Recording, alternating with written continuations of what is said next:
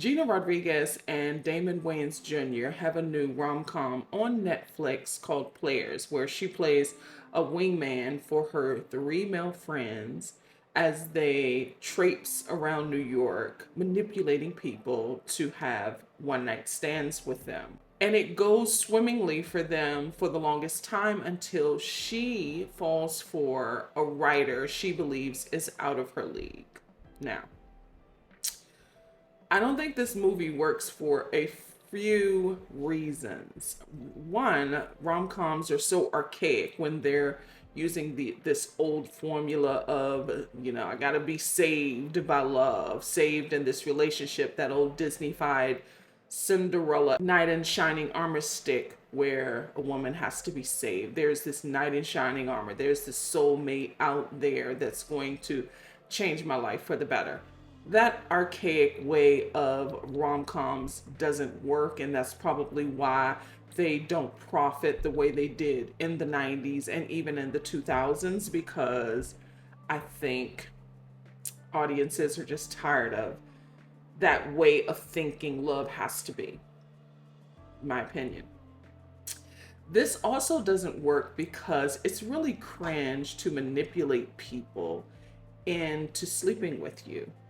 And especially since it opens with this crew, this fraternity, she's one of the boys. So this frat of men, you know, ganging up on this tourist in New York to manipulate her into having a one night stand with one of them.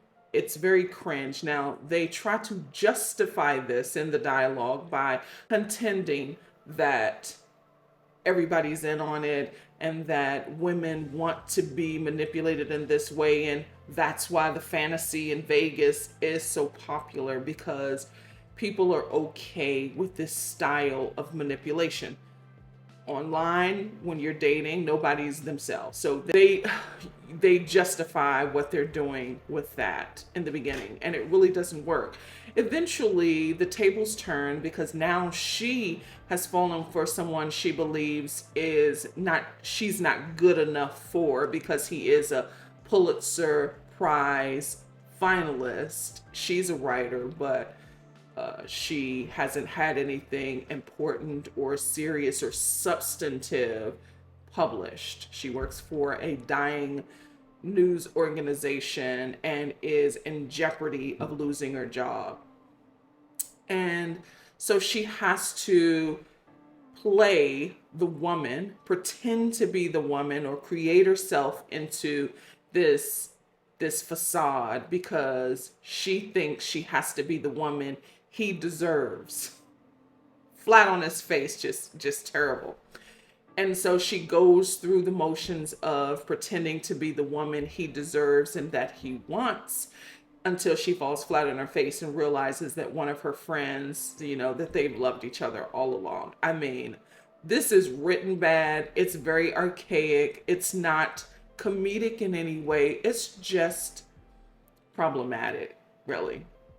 I think one of the reasons this film is so troubling and problematic for me is because the other party, the love interests, aren't in on it. He's unsuspecting. Even if he is a prick, he is unsuspecting.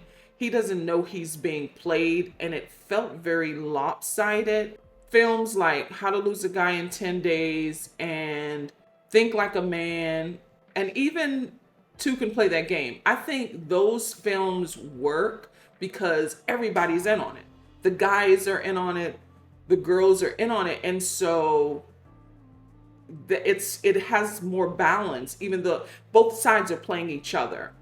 And in this one, it's so lopsided because he's unsuspecting.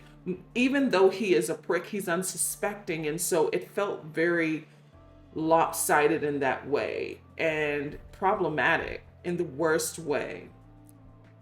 Films just, I don't know who's greenlighting these films, because this was never going to work. Last year, in 2023, there was a movie with Malin Ackerman called The Donor Party, where she was a divorcee and didn't have any kids, and now she wanted to have kids. And so what she did, or her friend, I think it was, set up this party where she would invite all of these bachelors to come to this party, and she would, sleep with them, hoping to get pregnant, not knowing who it is who would impregnate her, and then she'd have a baby by them without them being involved. Who green lights? Who green lights these films? In what world do they think that this will work? What? I wouldn't even want to write this as like a writing assignment. I would never want to write this. Was never going to work. You probably didn't even see this movie, but they filmed this movie. It's terrible.